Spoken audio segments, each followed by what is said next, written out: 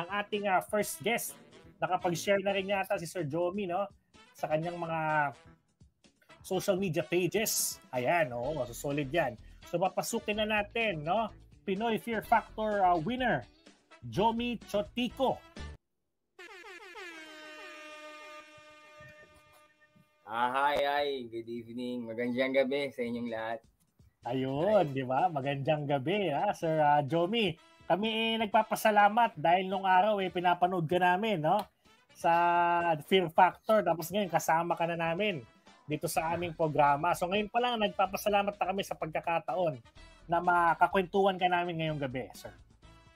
Thank you. Thank you rin sa pag-invite sa akin kasi ang tagal kong nawala sa showbiz. So yan, ito yung first ko ulit na paglabas from sa nangyari sa akin lahat.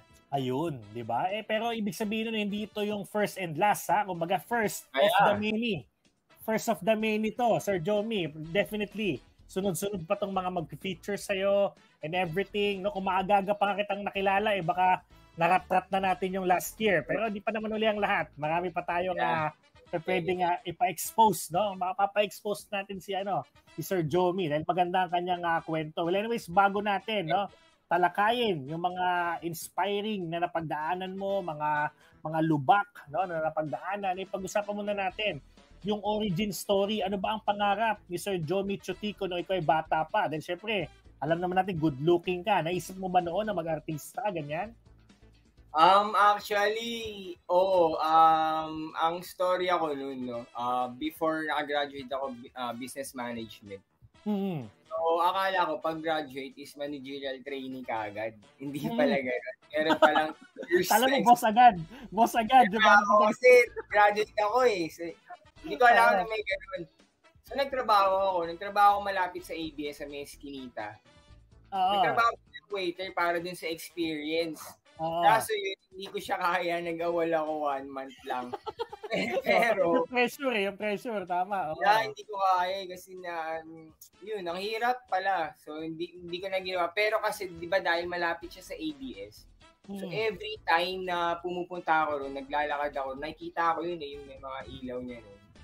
Sabi ko, balang araw magtatrabaho rin ako diyan. Hindi ko alam kung kailan, hindi ko alam kung paano, pero magtatrabaho. Then yeah. Then yun na, after noon, yung sa trabaho, nag-call center naman ako, hindi ko rin kaya, nahirapan ako. Doon ako pumasok sa racket ng modeling. Oo. Nakuha ko sa Fear Factor, doon na nag-start lahat after nung Fear Factor. Kwento mga sa amin, Sir Jomi, yung naging audition. Kasi ngayon, medyo mahirap na talagang audition. Talagang pupunuin mo yung Araneta Nung panahon nyo ba, yung Fear Factor, paano ka nag-audition? Actually, sobrang, yun nga kung para sa'yo. Kasi nung time ng audition, galing ako nun sa BTR, final casting. Hindi ako nakuha. Sinama ako ng friend ko kasi maaga pa siya. Laban yun ni Pacquiao. Yeah. Nung Makati kami, papuntang ABS, parang 30 minutes lang sa bilis namin. Quezon Ave, MRT. Hindi, taxi na kami. Walang traffic kasi laban ni Pacquiao. Walang tao sa labas. Pinamantala. Okay. So yun, nakahabol ako sa audition pero wala akong requirements nila kasi galing BTR May requirements sila na biodata na parang ganun. Resume, akong papasukin. Resume, ganun. Ayaw akong papasukin kasi wala ako ng papel. Sabi ko, to follow na lang. Yung isa, okay na, dalawa sila nagbabantay. Yung isa ayaw talaga. Hanggang kinausap ko lang sila na pinapasok na nila ako. So yun yung audition ko. As in, talagang pinilit ko siya i-push para lang makapasok. Late na rin ako, actually. Nung pumasok ka, siyempre iba yung pinapagawa dito. Siyempre Fear Factor nga ito. Dapat wala ka kayo natatakutan. Ano yung mga pinagawa sa'yo during the audition? Sa tingin mo, yun yung dahilan kaya ka nakuha? Yung sa audition, meron mga nakatakip dun na parang glass. Kunin mo sa loob. So yun, ako wala naman din akong takot. Ewan ko kung anong nakita nila. Pero yun, before ang takot ko is multo sinasabi ko sa yung mga daga-daga, ahas-ahas, wala yan. Okay lang. Hawak-hawakan ko lang, okay lang. Parang yung huli, yung butike papakain. Siguro parang yun yung titignan nila kung gagawin mo eh. Kasi talagang nung last, gagawin ko na eh. Biglang tinigil nila, hindi, ano lang to.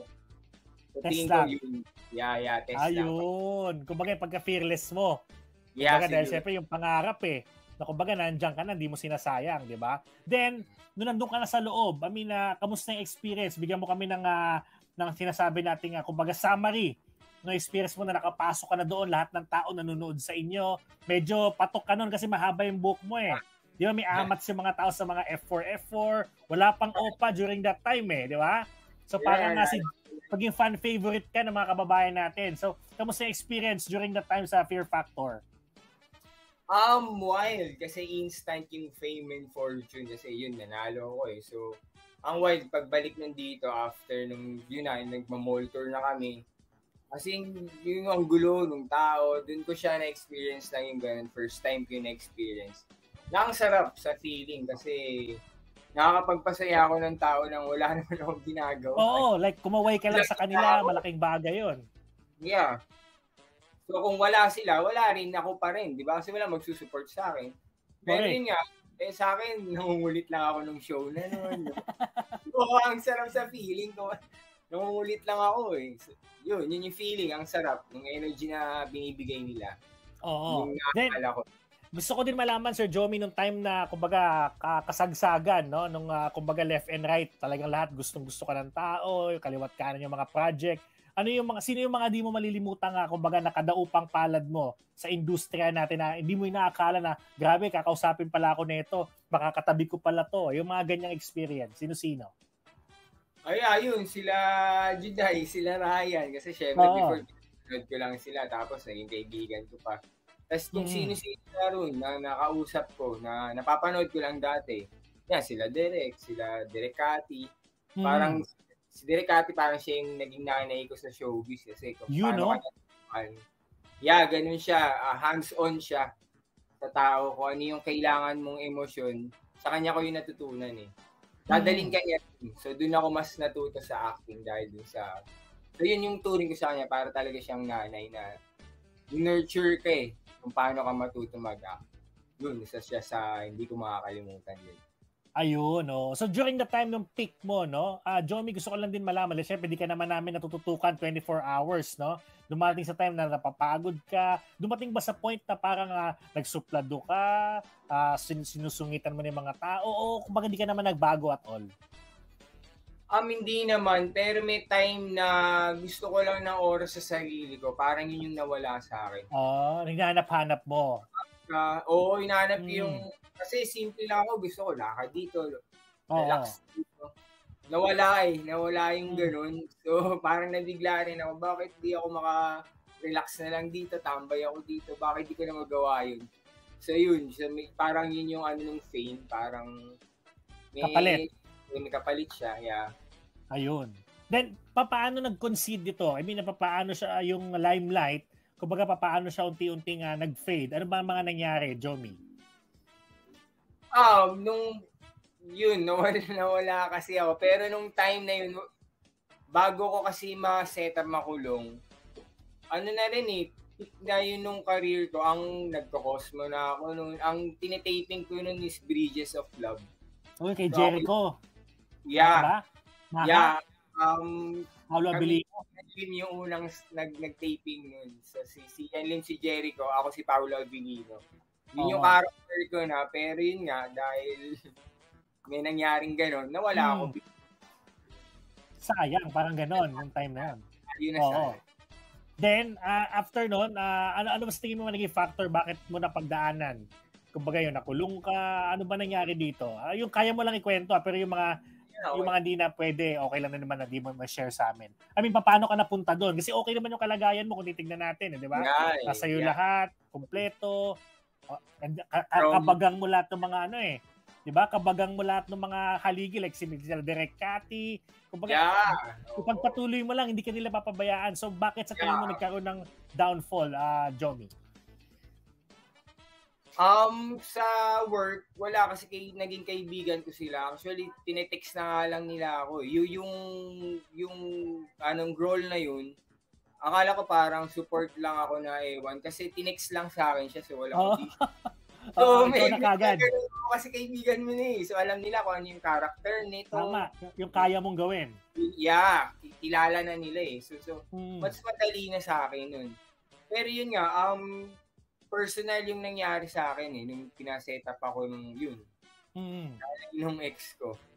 Okay. So, kinalaman sa work, yeah. So somehow, para medyo nainis ka rin sa sarili mo na kumbaga dahil kung nag-focus na lang ako sa work at di ako nag-girlfriend, parang ganun ba? May ganun bang naisip ka minsan? Hindi naman, wala. Hindi naman. Okay naman. Kumbaga, wala namang regrets. Okay. So parang ganun lang. Parang siguro, wala napagdaanan eh. So nung time na napagdaanan mo yon, like, nasa balita ka, kumbaga, ibig sa darin, napunta ka sa news. Ano yung naiisip mo nun during the time? Kasi alam ko nakaka-depress pag nandun ka na sa sitwasyon na yun eh. Hindi mo mapapaliwanag kung anong meron yung bukas. So, paano ka lumalaban? Ano yung mga ano yung mga ginagawa mo? Start, nag-observe ako kung paano ako mabubuhay dun. Kasi may nakita ako na parang nagwala, tinakalan siya. So wala kang magagawa. Hindi ka pwede sumigaw, hindi ka naman makakalaya, hindi ka matutulungan ng mga tao sa labas. Tama. Acceptance agad. So dun, parang tinuruan ako ng sitwasyon na okay, hindi ako pwede umangal. Kasi yun yung mangyayari sa akin. I-accept ko na nandun ako. Paano ako mag-a-adjust? Paano sila nabubuhay? Nakipag-usap ako kagad sa mga tao. Paano yung buhay nyo rito? Paano yung... Yun, pinag-aralan ko actually. Kasi ibang mundo siya. Hindi mo siya makikita dito eh. Actually, mga tao nga nakasama mo rin, hindi mo maisip na may gano'n. Akala ko, pelikula lang. Oo, tama. Kamusta yung yung higaan, yung CR, yun yung mga gustong malaman ng mga taong walang ideya eh, kung nasa loob na eh. Mahirap ba? Masikip? Sobrang sikip. Meron, ang higaan nga namin dun, nung inabutan ko pa yun yung sobrang sikip. Kapag naka-side ka na, tabi-tabi kayong lahat naka-side. Pag bumaliktad yung kahit nasa dulo yun, lahat kayo babaliktad. Kasi ganun siya kasikip. Hindi pwedeng bumaliktad. Magkabilaan kayo. Magtatamaan na kayo eh. Ganun siya kasikip. So kahit tulog ka na, kailangan gumalaw yung katawan mo para magkasya kayong lahat. Yeah, para kasya kayong lahat. Para magtuloy-tuloy lang yung pahinga nyo. Grabe yun. Ang worry ko doon, wala ba nagkakapikunan? Dahil for example, ikaw pagod ka na tapos kailangan mong lumipat. Yung tipong may mga ganong tensyon, may mga ganon bang nangyayari? Madami. Kaya meron silang tinatawag na bastonero, parang siya yung nag-aayos ng tao. Pag nagtatalo, pag nag-aaway, inaayos nila yun. Anong nangyari? Yun yung sistema nung sa loob na wala rin dito sa labas. Kasi doon hinaharap ka sa mali mo. Tama. Sa loob, walang maskara ang tao, mas totoo. Kaya yung kosa na word, tight sila, sobrang bond yun. Kasi wala silang maskara, totoong pagkatao nila yun. Dito, lahat may maskara. Iba ka sa pamilya, kaibigan, iba ka sa office, iba ka sa anak. Correct. So doon, clear lahat. Talagang transparent, no? Yun yung iba rito. Yeah. Correct. So, Jomi, ito gusto ko rin malaman, no? During the time na nandun ka, hindi ka ba nangangamba na baka mamaya may makaaway ka dito? Dahil syempre ikaw magandang lalaki ka eh, di ba? Kumbaga, minsan hindi natin maiwasan na baka may ma-insecure sa'yo, may magalit sa'yo, tsaka may mga, di ba, may mga joke time yan pagkagwapo ka, di ba? Parang wag ka daw kukuha ng sabon, no? Wag ka daw, kamusta yung ganon? Totoo ba yun? Sabay-sabay kami naliligo sa liit ng CR, Tatlo. So, hindi totoo yun. Bawal yun. Okay. So, safe naman. Safe. Kahit sabihin natin na hindi ka mag-ahit. Sabi kasi, magpabalbas ka daw, magpapangit ka. Bawal yun.